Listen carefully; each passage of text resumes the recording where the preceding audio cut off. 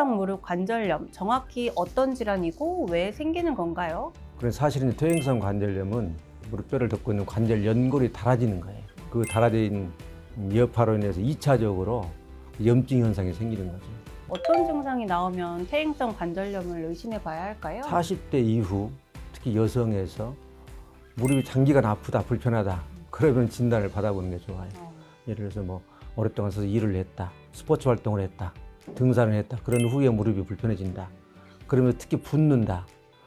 그러면 관절염일 가능성이 많아요.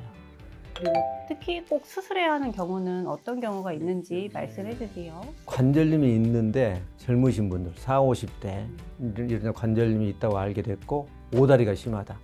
그럼 꼭 많이 말씀드린 얘기인데 절골술과 연골재생술을 겸해서 해주는 게 좋다.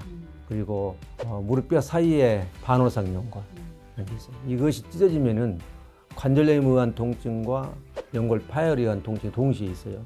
그런 경우는 수술을 해주는 게 좋아요. 환자분 스스로 일상생활 속에서 어떤 점에 신경을 좀 더 써야 할까요? 관절에 무리가 가는 것, 무리가 간다는 동작이나 일들은 충격이 맞는 거예요.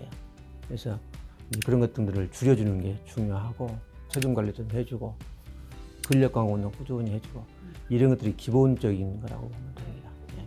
실제로 이렇게 퇴행성 관절염에는 어떤 약들이 쓰이고 각각 어떤 역할을 하는지 궁금한데요.